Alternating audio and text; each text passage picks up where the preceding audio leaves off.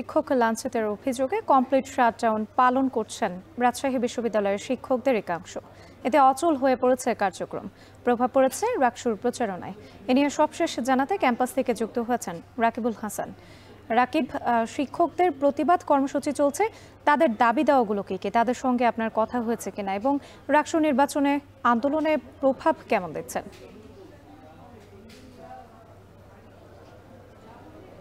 রাত্রি আসলে কমপ্লিট শাটডাউনের অংশ হিসেবে সকাল থেকে আমরা দেখেছি বিশ্ববিদ্যালয়ের লিচুতলায় প্রশাসন ভবনের পাশে এবং প্রশাসন ভবনের সামনে কর্মকর্তা কর্মচারীরা অবস্থান ধর্মঘট পালন করেছে এবং পরবর্তীতে 11টার পর ঠিক কিছুক্ষণ আগে মাত্র মানববন্ধন শেষ হলো।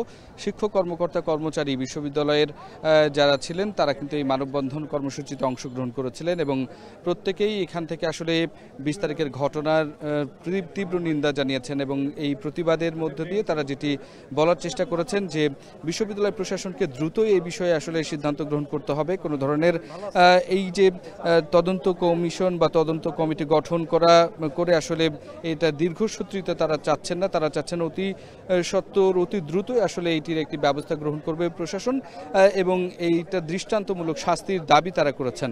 এর মধ্যে আমরা আসলে যেটি শিক্ষকদেরকে বলতে শুনেছি, তারা যেটি বলেছেন যে এখানে যারা এই নিকারজনক ঘটনা ঘটিয়েছেন তাদেরকে আসলে যেমন তাদের ছাত্রত্ব বাতিল করতে হবে, তাদেরকে ফৌজদারি কার্যবিধিতে আইনের আওতায় আনতে হবে এবং এই ঘটনা যেন বিশ্ববিদ্যালয়ের পরে আর কখনো না ঘটে সেই বিষয়গুলো নিয়ে তারা জোর দাবি করেছেন এবং তারা বলছেন যে এইটি বিশ্ববিদ্যালয় প্রশাসন কত দ্রুত করবেন সেই বিষয়ে বিশ্ববিদ্যালয় প্রশাসনকে জানাতে হবে এবং এটির একটি সময় নির্ধারণ করতে হবে খুব দ্রুত।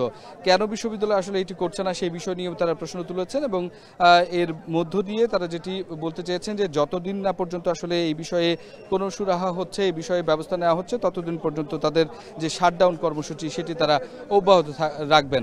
এবং এর পাশাপাশি কর্মকর্তা কর্মচারীদেরকে আমরা দেখেছি যে তারা কিন্তু এখনো পর্যন্ত বিশ্ববিদ্যালয়ের সমস্ত কার্যকলাপ থেকে নিজেদেরকে অব্যাহত দিয়ে রেখেছে এবং আমরা দেখছি যে তারা কিন্তু এখনো কিন্তু লিচুতলায় আবার অবস্থান নিচ্ছে। সুতরাং এই যে সার্বিক যে ঘটনা, এই পরিস্থিতি কিন্তু আসলে বিশ্ববিদ্যালয়ের যে রাকসু নির্বাচনের প্রচারণা সেটিতে আসলে প্রভাব রেখেছে এবং আমরা পুরো ক্যাম্পাস জুড়ে কোথাও দেখিনি নির্বাচনের প্রচারণা হচ্ছে। অনেক শিক্ষার্থীকে আসলে বলতে শুনেছি যে তারা আসলে প্রচারণা চালাচ্ছেন না, কেননা বিশ্ববিদ্যালয়ে সেই পরিবেশটি নেই। কেননা যেহেতু টোটাল শাটডাউন, বিশ্ববিদ্যালয়ের শিক্ষার্থীরা ক্লাস বন্ধ, পরীক্ষা বন্ধ, গবেষণা বন্ধ, সুতরাং বিশ্ববিদ্যালয়ে কিন্তু শিক্ষার্থীরা আসেননি, যার কারণেই তারা প্রচারণা চালাতে পারছেন না। কিছুক্ষণ পরে কিন্তু একটি প্যানেল সংবাদ সম্মেলন করে আরও বিস্তারিত জানাবেন বলে আমাদেরকে জানিয়েছেন। তো রাজশাহী বিশ্ববিদ্যালয় থেকে এই ছিল আমার কাছে সর্বশেষ খবর।